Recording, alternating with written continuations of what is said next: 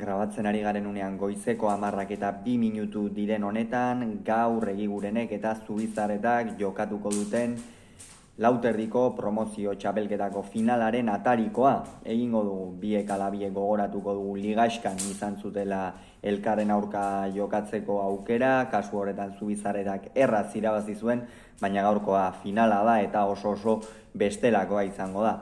Ongi iruditzen bazaizue, orain artean biek ala biek profesionaletan izan duten garapena aztertuko dugu. Alde batetik Julen Egiguren daukagu. Julen Egigurenek 2019ko ekainaren 24an egin zuen debuta, eta beste aldetik berriz Iraitz Zubizarreta. Iraitzek bere kasuan,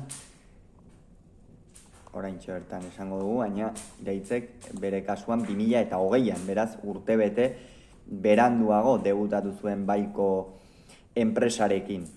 Kontua kontu, biek ala biek doai handiak dituztela erakutsi dute lauterdirako, eta egia da Zubizarreta favoritoxeago irtengo dela gaurko norgehiagokan, egin duen txapelketagatik, batez ere izan ere, norgehiagoka guztia jokatu dituen guztiak irabazi egin ditu, eta horietako bat gainera Julen Egigurenen aurka, eta aldiz Julen Egigurenek galdu duen norgehiagoka bakarra, hain justu ere Iraitz Zubizarretaren aurka izan da.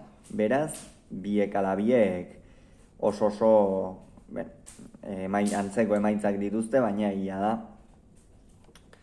Iraitz Zubizarretak behar bada geixeago, favorito izateko geixeago daukala.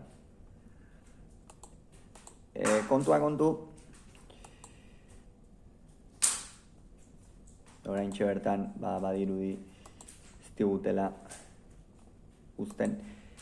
2019ko lauterdikoan egin zuen debuta Egigurenek, Elordiri erraz irabazi zion lehen partida, Agirreren aurka galdu egin zuen bigarrena eta Arteagari irabazi egin zion, horren ondorioz finalerdietara sailkatu, baina Peñaren aurka 22 eta 12 galdu zuen. Hurrengo urteko lauterdikoan bere kasuan Alberdiri irabazi egin zion 22 eta 14, Dari hori ere 22 eta 15, eta gero Elordiren aurka 22 eta 5 galdu zuen. 2021 garen urtean ere promozioan jokatu zuen, beraz promozioan jada final bat jokatuta dauka, Egigurenek. Hemen Zubizarretari irabazi egin zion lehen partida, bigarrena ere bai, Larrazabali horrek finalerdietarako bide emango ziola zirudien, baina 2021 garen urtean ez zuen sailkapen fasea pasatzerik izan. Eta 2022 garen urtean, hau da, pasaden urtean, finala jokatu zuen, baina Salaberriaren aurka galdu egin zuen. Beraz, Egigurenek bi final jokatuak ditu, baina biak galduta. Goazen ikustera Zubizarretak. Izan ere, Iraitz Zubizarretak 2020 garren urtean, jada, pentsa, 2020 garren urtean, 2020 garren urtean, jada, bere lehenengo txapelketa lehen mailan jokatu zuen lauterdian. Hortxe ikusten dira pixka bat ere Zubizarretaren doaiak zeintzuk diren. Lehen mailako lehen txapelketa lauterdian jokatu zuen, eta kasu honetan lehenengoan kaleratua izan zen Lezkanorengandik 22 eta 13 irabazi baitzion Zaratamarrak. Hurrengo urtean promozioan jokatu zuen 2021 garren urtean, eta hemen esan dugun bezala lehenengoan finala jokatu zuen 2021 garren urtean, Bakaikoaren aurka Altsasun. Lehen bi partida gainera galdu egin zituen ligaxkan, baina gero finalera sailkatu zen, baina finala galdu egin zuen Joanes Bakaikoaren aurka. 2022 garren urtean berriro ere bigarren mailan jokatu zuen, hemen Egigurenek 22 eta 7 irabazi zion lehen partida, gero Larrazabal irabazi nintzion 22-17, eta azkenik Salaberriaren aurka galdu eta ez zuen sailkapen fasea pasatzerik izan. Aurtengoan ordea, sekulako goraka da egin du Iraitz Zubizarretak.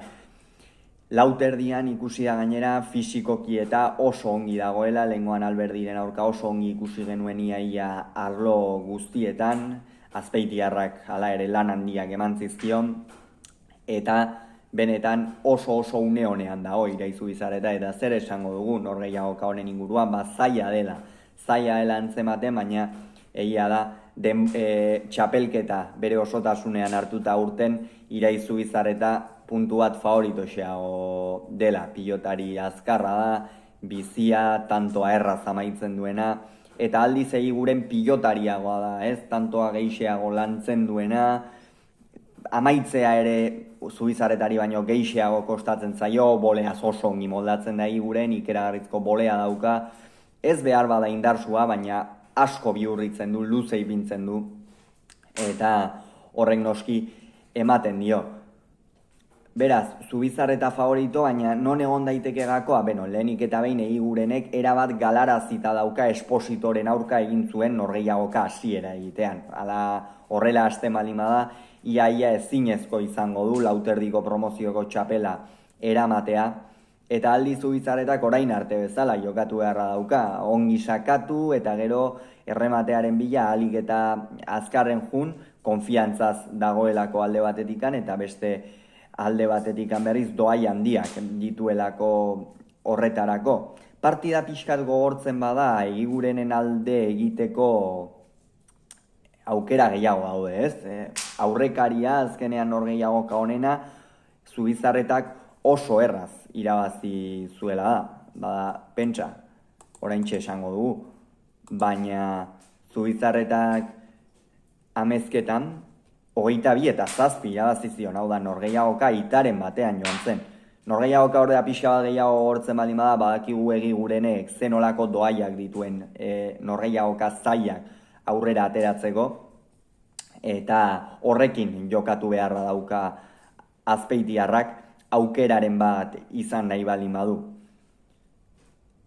Hauxe beraz, esan beharreko guztia atarikoa, gero analisia izango duzue, norgehiagokaren ostean, gogoratuko dugu alde batetik, ez dela bakarrikan Lauterdiko promozioko txapela gaur jokoan dagoena, baizik eta hurrengo urtean dena ondo bidean, irabazleak lehen mailako txapelketarako txartela eskuratuko luke.